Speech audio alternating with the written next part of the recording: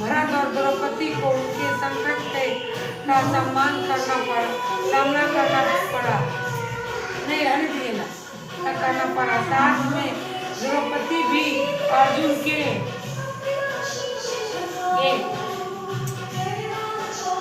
विष्णु में विषय में चिंतित रहने लगा। एक दिन द्रौपदी ने भगवान श्री कृष्ण का स्मरण किया और उनके दर्शन देने पर उनके अपने संकटों का विषय समय बताया।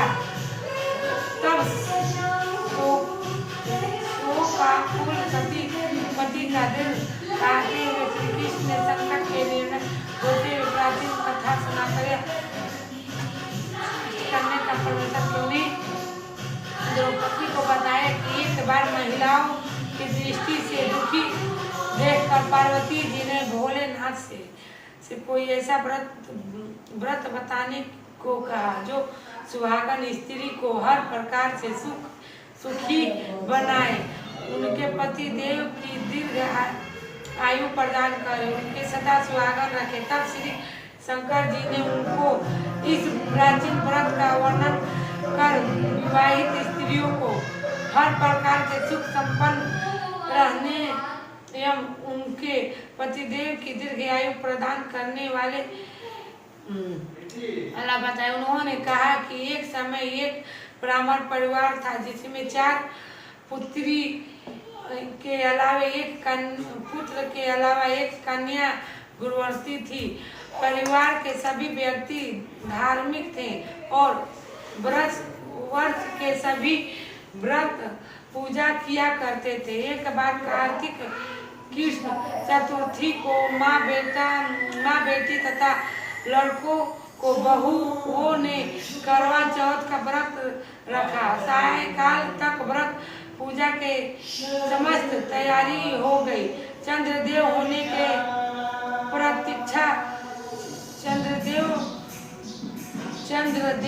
का प्रतीक्षा हो रही थी। घर में पूरे पकवान बन रहे थे। बेटी गुरुवर्ती को पकवानों की सुगंध से उसको भूख की उसे भूख के व्याकुल देख उसके दयालु भाई ने छल में से भोजन करने को सोचा। उन्होंने पीपल वृक्ष की आड़ में नकली चंद्रमा दिखाकर वहीं गुरुवर्ती से अर्घ दिलवाया और उसे भोजन करा दिया। भोजन करने यह बैठी रही थी कि उसकी ससुराल से अचानक पति को देहांत की खबर आ गई। वह चित्कार करती हुई अपने ससुराल पहुंची तो वहाँ स्त्रियां तरह तरह की बात करने लगी। कोई बोलता ये व्रत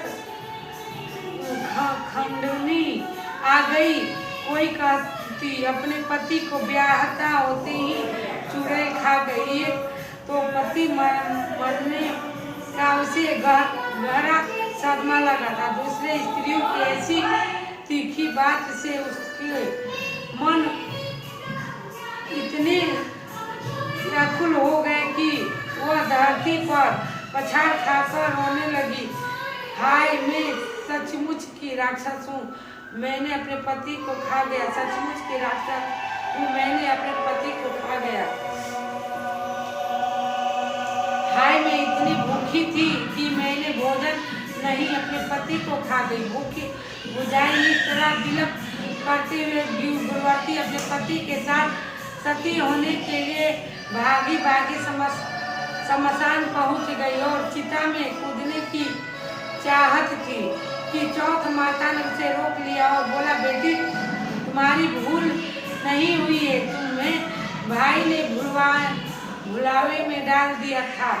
देखो तेरे पति अब जीवित हो बैठे हैं, तुम घर जाकर उसकी प्रतीक्षा करो। गुरुवर्ती घर पहुंची तो उसके पति वहीं बैठा मिला। घर में चारों ओर खुशियां छा गई। स्त्रियां कहने लगी, गुरुवर्ती का पतिव्रता धन्य और सत्य है। तब गुरुवर्ती सहित सब स्त्रियां ने अलग करवा चौथाने पर व्रत विधि पूर्वक प्रारंभ करने का निश्चय किया। कार्तिक श्री कृष्ण पक्ष में जब फिर करवा चौथ आया तो गुरुवंती ने जब भक्ति विधोपूर्वक व्रत किया श्री कृष्ण जी बोले, हे द्रौपदी, तुम भी इस व्रत को करके अपने समस्त संकट को दूर करो सकोगी। यह कार्तिक मास अगले ही मास में तुम्हें करवा चौथ व्रत की विधि पूर्वक करोगी तो अपने को सभी संकट से मुक्त पाओगी।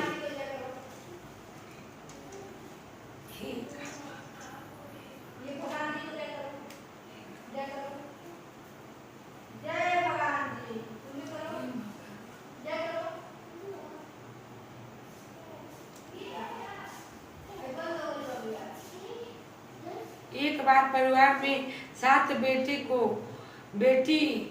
की बहू थी। एक बार परिवार के 7 बेटों की बहुएं थी।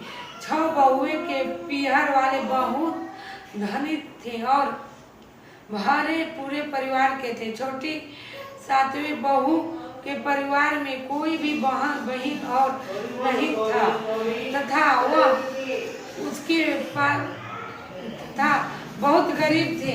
उसके कारण 6 बहुओं के पीहर से बहुत सारा धन दहेज आया था और उसके पश्चात भी उसके भाई जब तक बहुत सा सामान भी लाते रहते थे। उसकी तरह परिवार में उन 6 बहुओं का बड़ा मान सम्मान था।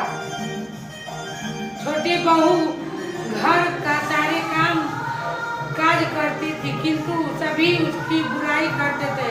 प्यार उसके सास ससुर भी नहीं करते थे और उसे खरी खोटी सुनाते रहते थे। एक दिन छोटी बहू घर से अकेले निकल पड़ी और बियावान जंगल में जाकर जोर जोर से रोने लगी। आज करवा चौथ का व्रत का दिन था।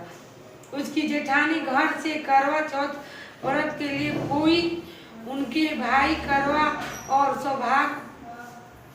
सौभाग्य की सामग्री भी पिटारियां लेकर आए थे। छोटी बहू के घर में कौन था जो उसके लिए कुछ भी लाता। इसी से वह दुखी होकर जंगल में रोती हुई विचारने लगी। एक नाग उसके रोने का सुन कहा था। वह अपने बिल में से निकलकर उसके सामने आया और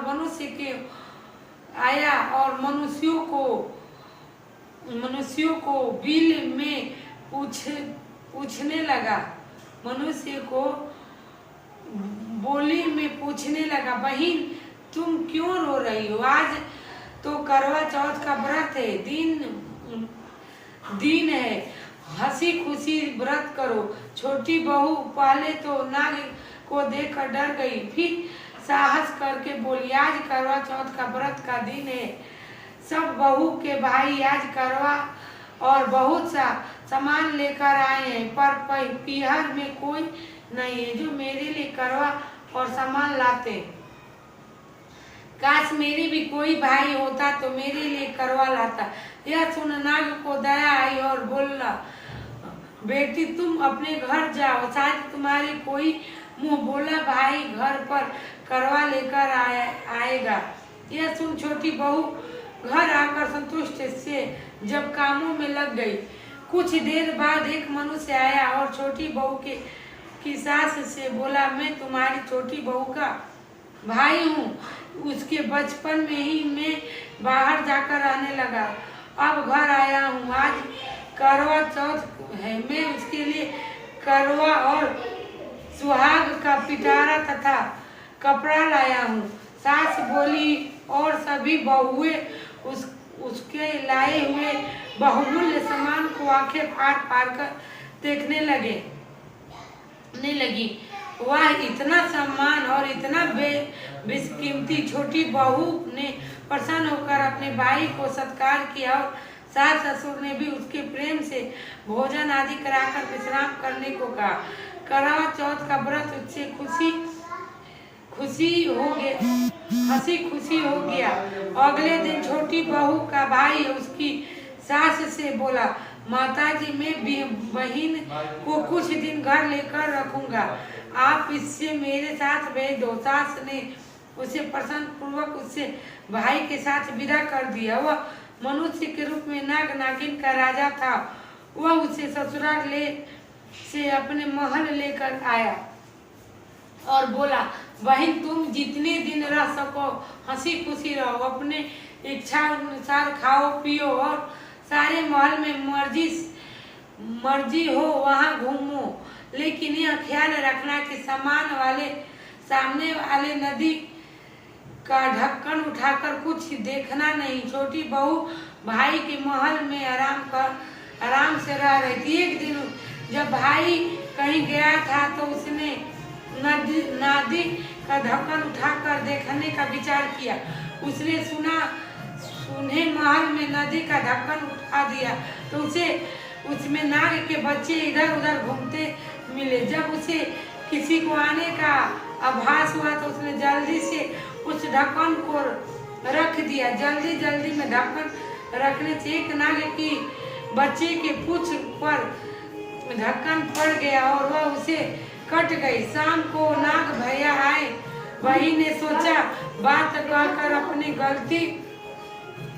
गलती मानते हुए भाई से क्षमा मांगी। नाग भैया ने उसे क्षमा कर दिया। वह पूछ कटा नाग बड़ा बाढ़ नाम से चिढ़ाता था। उनके एक दिन नागिन माँ से पूछा उसकी पूछ कैसे कटे। जब उसे मालूम हुआ कि उसकी बहन ने नाग का ढक्कन जल्दी में रख दिया था जो उसकी पूछ कट गई। बड़े बोली मैं उसे बड़ांड बोला मैं उसे बदला लूंगा, मैं कुछ नहीं जानता। माँ ने कहा बहुत समझाया कि यह गलती से हुआ था, जानकर तो नहीं किया था। बरांड बोला यह मैं नहीं जानता, मैं उससे जरूर बदला लूंगा। एक दिन बरांड अपनी बहन के घर चुपचाप पहुंचकर छिप गया। वह अवसर की ताक में था कि उसे काट कर घायल करे और कमरे में जा बरांड छिपा था और छोटी बहू बैठी थी। वही उसकी सास आई और बातों में उससे बहू से पूछा, बहू तुमसे सबसे प्यारा भाई कौन लगता है? बहू ने तुरंत प्रसन्न होकर कहा, माताजी मुझे तो बरांड भाई सबसे प्यारा लगता है। बरांड यह बात सुन रहा था। यह सोचने लगा मुझे धिक्कार है कि जो मैं अपनी बहन को जान बूझकर काटने आ गया हूँ। वह वहाँ से चुपचाप लौटने लगा। तभी उसे याद आया कि कल करवा चौथ का व्रत होने वाला है। उसने वहाँ से लौटकर करवा और अन्य ढेर सारा सामान इकट्ठा किया और अपनी बहन के घर लेकर पहुँच गया। बहन और उसकी सास ने उसका बहुत प्यार से स्वागत सत्कार किया। जब वह अपने घर पहुंचा तो माँ ने पूछा, क्या तुमने अपनी बहन से बदला ले लिया? बरांड ने बोला, माँ यह तो मुझे सबसे ज्यादा प्यार करती है। ऐसे बहन से कोई बदला लिया जाता है क्या? अब तो बरांड अपनी बहन के घर हर करवा चौथ पर करवा और अन्य सामान लेकर जाने लगा। जब लोग भाई बहन से प्यार से बहुत खुशी थे। करवा चौथ माता तुमने छोटी बहू के जैसा दुख के दिन उसी तरह अपनी व्रत करने वाले माता बहन को दुखी से दूर रखना और सुहागिन को उनके सुहाग